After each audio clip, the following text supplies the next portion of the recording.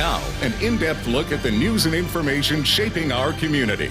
This is Moose Talks with your host, Doug Craig, on Moose FM. Good morning and welcome to another episode of the show. It's a bit of a sports-themed episode today, so later on we'll be talking to Jessica Bacante from the Inconnu Swim Club about their search for a new head coach and the challenges they've had in that search so far. But first, Hailey Dutchak has been in our news a lot in the past year as we've followed her career as a rugby player and as an advocate for making the game more accessible for people to play right here in Fort St. John in the North Peace. So we're so glad she found some time in her busy schedule to chat with us today. We're joined now by Hailey Dutchak. Hailey, welcome to Moose Talks. Thank you for having me. I'm excited. Thanks so much for being here. So let's start kind of at the beginning of this whole journey, which I think is fairly well known by now. But rugby, how did you get interested in it? Where did that come from? So in 2016, I was watching the Summer Olympics when Rugby Sevens was first debuted. Mm-hmm. And the last time Rugby Sevens was an Olympic sport was in 1924. Oh, yeah. So I was sitting with my parents, and I turned to them because I knew they played in the late 1900s. So I was like, do you think I could play this game? And we watched every single game, and our Canadian women's got bronze. Yeah. So that was super exciting. And then in 2018, I was leaving spring league basketball, and my dad noticed rugby on the pitch at the high school. And we went over there, and my dad knew a few of the coaches. And just from there, watching them grow and play and the fast passing and the tackling, I was just hooked. I was in grade 8, 12 years old, tiny, and just so excited by this amazing game. Mm-hmm. So I played football when I was younger, full pads, full equipment. I'll admit full on that I had some friends who played rugby, and it terrified me because it was like football, but without the pads in a lot of ways. They're still hitting each other, still tackling. Was that sort of a selling feature for you? Like, there's a little bit of fun viance in this sport? Yeah, well, it's definitely a great stress relief for me. Yeah. A little bit cheaper than therapy, at least I like to think. But it's a great way to let out your aggressions without getting in trouble. Uh-huh. So were you able to start playing kind of right then and there soon after? Did you have to wait till you were old enough? How did that work? So originally we only had a U18 club and high school team. Mm-hmm. And since I was only 12, I was smaller. I was just too young to play in the U18 category. So I was the water girl for 2 years. Okay, so you did start doing stuff with the club, kind of to so watch I practiced with the team, and I went to all the games. I traveled with the team. I went to camps and everything to just try and get better and be able to be, a good player when I'm finally able to play. Mm-hmm. So I do want to come back to this for a second. You mentioned Rugby Sevens, right? Was kind of your first exposure to it. There's sort of two. And I know there's probably more than this, but there's two kind of major versions of the game, right? Because the sevens is, well, you tell me. Explain kind of what the big difference is between the rugby you might see on TV played like kind of at big international competitions and, as you say, the sevens you see, at the Olympics in 2016. Yeah, so sevens is a bit more fast-paced. It's only 14 minutes long. The whole game is done in those probably 15 minutes. There's only 7 people aside. Mm-hmm. You have 3 people in the scrum and then 4 backs. And it's just super about speed, agility, and, getting that pass out to the wing and seeing who can make a line break. And then there's 15s, which I prefer as a, person that likes hitting. 15s is 80 minutes long. There's 15 people per side, 8 forwards, and 7 backs. I see. And so just with that, it's a bit more crashing, a little bit more contact, but you get a lot of breaks in it because there's a lot of, I don't want to say fouls, but interceptions and knock-ons and all that. So there's a lot more stoppages in play usually. Well, you got double the amount of players on each side, so there's got to be a bit more mistakes. Mm-hmm. Is sevens played on the same sort of pitch? Yep. So the pitch is exactly the same. There's nothing different, just how many people are on the pitch. I see. Okay. And the kind of the sport as we do it in Fort St. John, when you join a rugby team, do they usually have both where they'll sometimes play 7s, but then other times play 15s? Or is it the game's different enough that you kind of have to have different teams to be? Or different leagues even? We always try for 15s. Yeah. It just depends on what our numbers, like how much people we have in order to play. Obviously, I would prefer if we had enough people for 15s, but just even playing 7s, you get a whole grasp on the game, and then you're good to go for whatever rugby games you might endure in your future. Okay. So rules are basically the same then is what I'm getting. Yeah. It's just how many players you have on the field. And as such, the nature of the game changes a little bit the way it's played. Okay. Yep. What's the rugby team kind of scene like here in town in BC when you're starting out? You mentioned there's kind of the under 18 high school team. Was that kind of what there was at the moment? Like when you started so out? that's all that there was when I very first started. We're slowly growing. We had a girls and boys high school team. This spring, we started in February. There was girls from grade 10 to 12, boys, same thing, 10 to 12. Even my little sister, who's in grade 8, joined us for practices, even though she wasn't allowed to play because she's in the same boat as I was. Yeah. Hopefully, we'll attend zones and possibly provincials next year. We'll have to beat Williams Lake in order to go, but, positive thinking on that will happen. Absolutely. For club, we tried to run practices over the summer, but it always fizzles out with, teenagers having jobs, work, holidays, and such a short season that we don't really do much playing time in the summer. Yeah. We try and run club practices in September in order to prepare for a 7s tournament in Kamloops during Thanksgiving. Mm-hmm. If you're interested, watch the Peace Rugby social media pages. We're looking for U14, U16, U18 players, boys and girls, to play for either Peace Rugby or the Matrix. Right now, we're trying to get a rookie rugby program started, which might come into effect in the spring, hopefully. I know for sure my mom and I got a grant to promote rugby in elementary kids. So we're going to start off with Adden Roberts Young Elementary School in the spring as well. So we're going to work on that. So introducing the game to younger kids, we'll just play touch or flag and just do some rookie rugby. From there, we play high school. Then from there, you go into club. And then from club, you play in PRCs. From PRCs, which is provincial regional championships. Yeah. And then from there, you get selected for Team BC. And then from Team BC, you hopefully get selected for Canada West team. So, yeah. My immediate thought is, I guess, the challenge then in the north, as you say, the short playing season, as compared to, say, players in the south who have much longer. Maybe the town doesn't empty out as much in the summer because, well, everyone travels in that short time like they do here. Is that a big challenge, you think, for rugby here and for rugby players, that there's just not nearly as much time for them to train and play outside because, well, our winter is 6 or 7 months long? Yeah, for sure. I think that it's definitely a disadvantage for us. Yeah.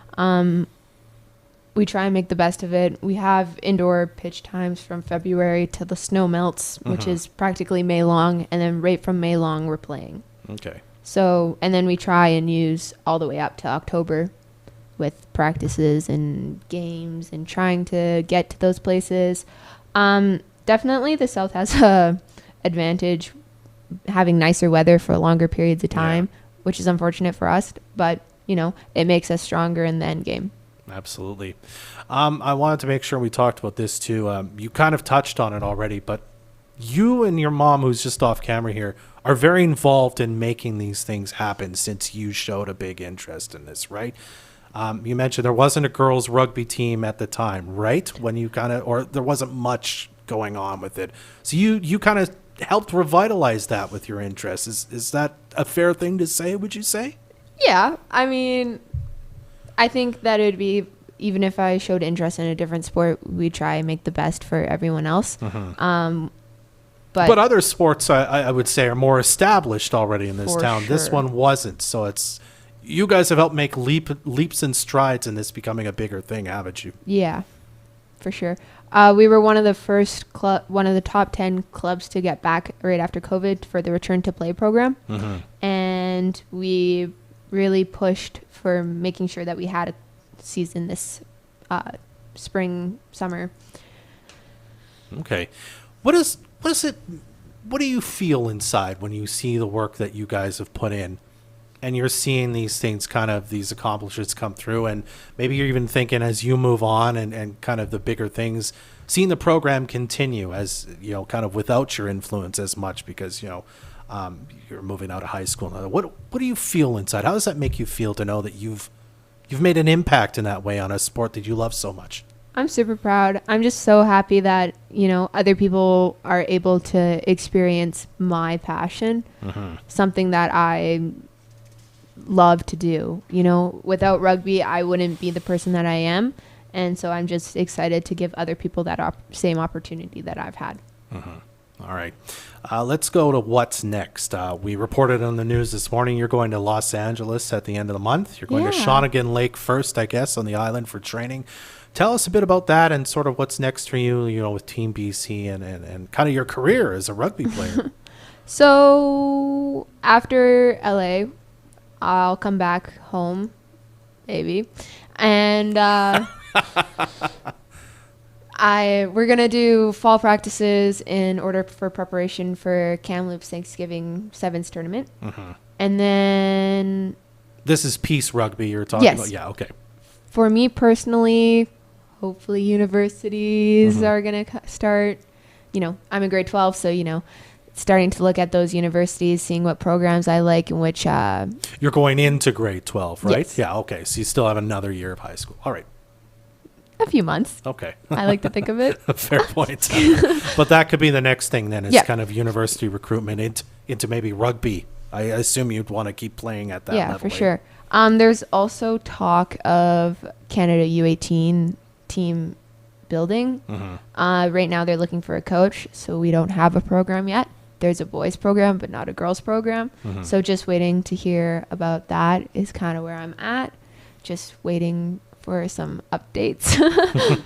Other than that, just simple club things, some high school practices starting up after Christmas, and then do the whole thing all over again. Awesome. Well, Hailey, I really appreciate you taking a few minutes to chat with us about this. Again, I feel like every other week we've got a story about you and rugby that we've been talking about. So it's been very cool to meet you and have you come here, and I hope you'll come back again, and we'll talk about your university career the next time you're here. So hopefully. Hailey, thank you so much for being here. I appreciate it. Yeah, thanks for having me. You're very welcome.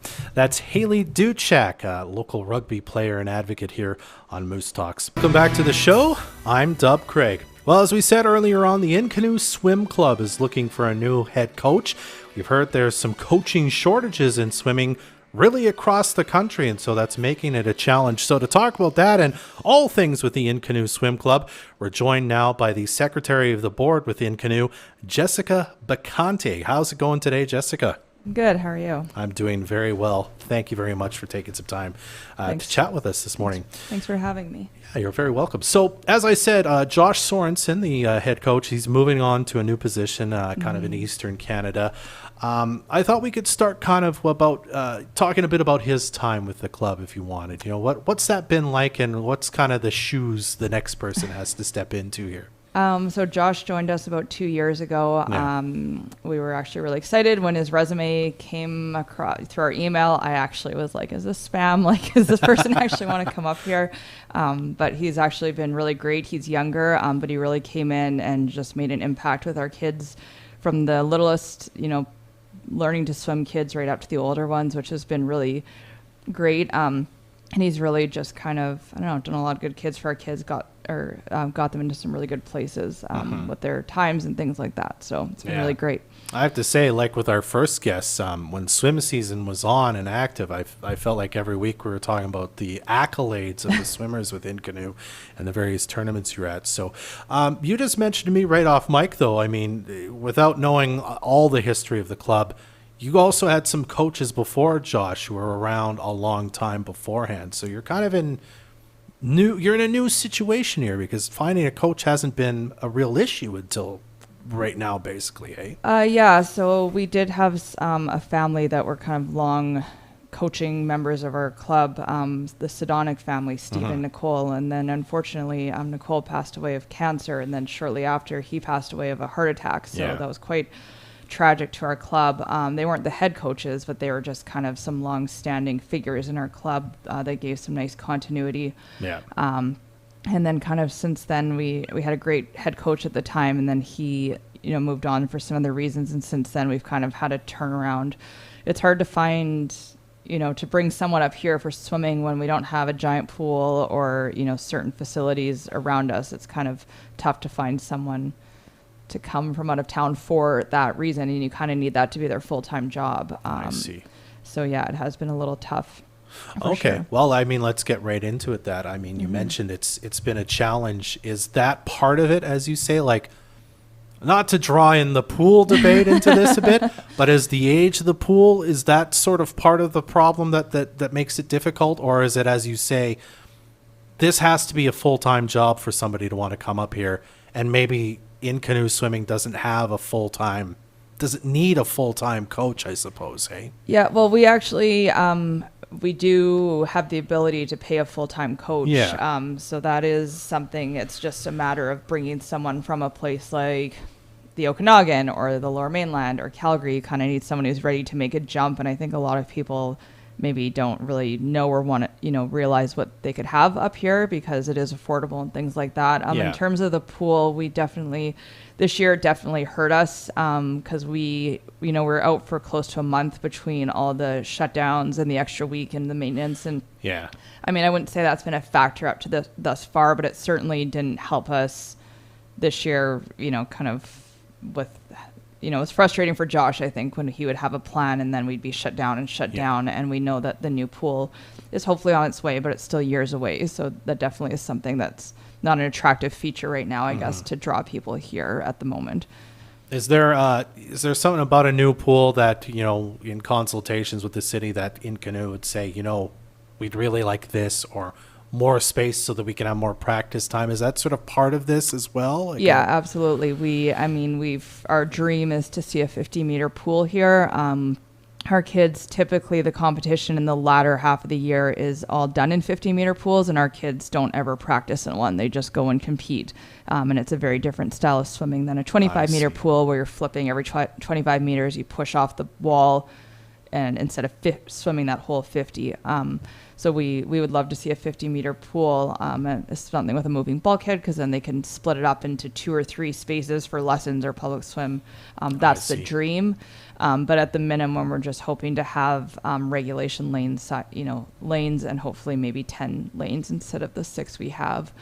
Because it's tough. We have a growing community and people want their kids in lessons and they want public swim, and we're fighting for club time. So I know it's a lot to balance in terms of that kind of a thing. So that's been kind of an ongoing struggle with the club, is just time to practice because the pool is busy because of so many people using it. Yeah, absolutely. That's been something that we've had to kind of, which, I understand as any sport when you're a growing community. I've heard the same thing with ice allocation and things like that. So it is something we understand. The pool's been great at, doing that. We have a great schedule going in for next year. We just don't have a coach to coach it right now. So, okay.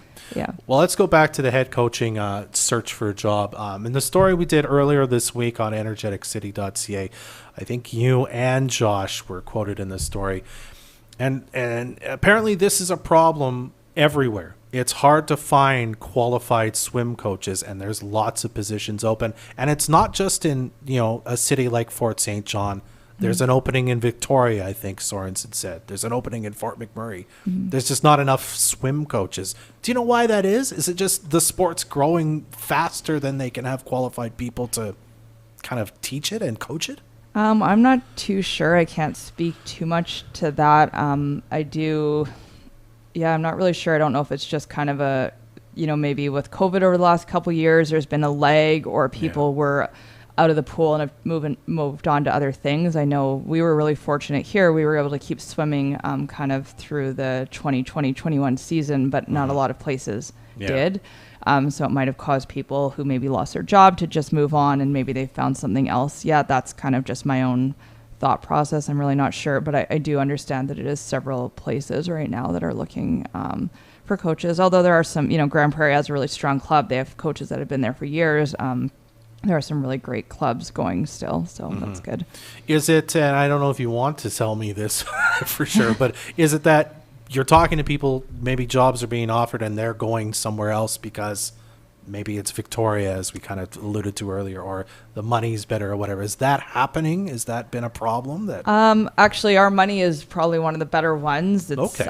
That's probably the only drawing feature, because we are able to offer quite a bit more money than some of the clubs down south. However, we've got feedback from certain people who have reached out to, or they're just like, I really want to stay in the Okanagan. Yeah. I don't want to deal with that long driving. I don't want to deal with the extra flying. Like, I'd like to be more central. I don't want to be where it's cold. So those are, the kind of things we hear. It'd be a great place for someone to start out and, put 5 years in and save some money and get some experience head coaching, because that wouldn't be possible in Kelowna or Victoria for someone young, and then move on from here. So that's one thing we think we have to offer. And we really want someone who can come in and just, we can help them create their vision, try out their coaching methods and things like that. If someone in the community is an ex-swimmer, it is not that hard to actually get qualified, so we're trying to spread the word in case there's someone there might be people who don't know we have a swim club if they don't have kids and things like that, so you never know who's hiding. So we hope we get a coach in time for this season, but it is August. What happens if we don't? I think, again, the article quoted a maintenance program that the swimmers in the club would go into. Tell us a bit about what that means. Yeah, so we've kind of made a backup plan for now. We do have coaches. It's not that we don't have coaches. We just don't have someone who can commit the time. I mean, my son is 12, turning 13, and he swims, I think it's like 10 hours a week. That's not the top group, so it is a big commitment, and meets and things like that. So right now we've kind of merged our older kids into one maintenance group where they'd swim maybe 7 hours a week, which is quite a lot less than those big kids should be swimming to stay competitive. And it would just be kind of a swim for exercise program, and then every group would kind of scale back a little bit too, just for us to be able to make it work with what we have. We're scared to lose our pool time. That's one thing we're not really, wanting to give back all that pool time and maybe not get it back again. I see. And I know my son is quite competitive right now, and he's not happy at all with this prospect. So, I mean, for some kids, it might be just great, just swim for exercise. I mean, we might be able to bring in some other kids that way. But, we have had a wait list for the last couple of years too. That's been tough, because we'd like to grow our club, and we just keep hitting these roadblocks, and this is going to be another one. If this is the route we go. We've also looked into potentially like a satellite coach who can, consult with us and potentially come up here for a couple of weeks here and there, and then do like a remote program. But, it'll be tough to keep kids motivated without that on deck coach. And Josh is really great for that, because he is connected with the kids, and they're laughing and had theme practices, and that makes a difference for sure. Yeah, you can't quite use that to replace a coach being here in the pool or at the pool with the kids. Not at all. No. So, I mean, it's kind of like, we can maybe limp through a year like this, but past that, then we'd have to kind of really reevaluate everything, because, we're going to lose those upper kids, because you're at a bit of a crossroads in terms of how much do you keep investing. If they can't, achieve their goals anymore in the sport. So it is a bit of a tough situation to be in for sure. Yeah, absolutely. Well, I really appreciate you, Jessica, taking a few minutes to kind of dive in. I apologize. Explain the situation a little more, and good vibes to you and the team. Hopefully maybe something will happen in the next few weeks, and we'll have a coach in place, and things will work out. So thank you for coming by and talking to me about this today. I appreciate it. Yeah, thanks for having us. Thank you. You're very welcome. That's Jessica Bacante with the Inconnu Swim Club here in town.